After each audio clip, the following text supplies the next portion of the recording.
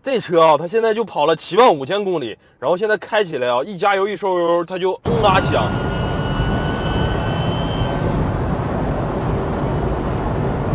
就这个问题啊，就这款车这个变速箱，我就一听、一看、一算，这一掐，我就知道它肯定是里面哪个轴承坏了。把这个油底壳拆出来看看了，哎呀妈呀，看着没？这里头全都是亮晶晶的铁渣子。应该是哪个轴承或者是哪个齿碎了，但是它这个响声啊，应该是哪个轴承坏了，因为它这个响声一加油就响，加油就响，一直响。要是齿坏了啊，它应该是在哪个档位上响，不应该一直响。咱们拆开看看。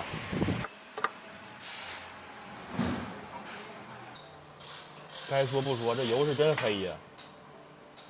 这谁给机油加里了咋的？这咋真黑呀？看这个传感器上面都有这个毛刺儿。他这是发现响了就及时修了，这要是再对付啊，我估计现在应该就能看着齿轮的碎茬了。这个基片没事，要是烧了的话，这个片表面要么发黑，要么发紫，这个没事，这个发黄。然后它这个车不还有一个起步顿一下吗？就是起步松刹车，然后就去给油的话，它会有一个咚一下子，完再往前走。那个应该是离合器 K1的主油压电磁盘有问题，把这个电磁盘换了，这个问题应该就好了。我操，声！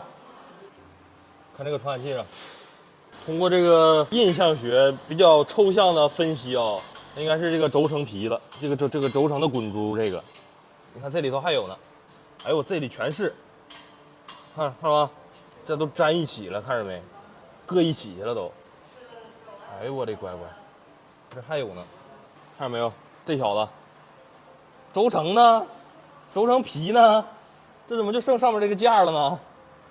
看到没有？这是这个轴承哪儿去了？干这么多年修车，我头一回见着能给这个轴承踹散架的。哦，看这个滤网这个吸铁石上面啊，我说这珠子怎么缺了找不着呢？都吸这儿来了。啊，轴承皮子跟着这轴承转，这都是轴承皮子。啊，这齿全掏出来了，检查了。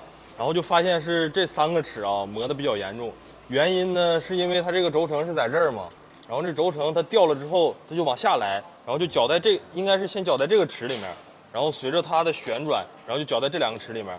可以看到啊，它这个是电机，这上面啊是插在电机线圈里面的，用电是靠它来传递动力，然后这么传过去到差速器的啊。然后咱们再看这个轴承的残骸啊，中间的这个柱啊。就剩上面和下面这2个套了，上下这2个套，中间这个柱啊，包括这个珠子啊，全飞了，包括它这个起步啊，会冲一下那个感觉。现在怀疑啊，是它里面磨出来的这个铁屑，导致这个传感器信号分析的有误差，然后就导致该给油的时候，就该换挡给油压的时候，这个油压啊有误差，就导致了这个冲一下才走的这个情况。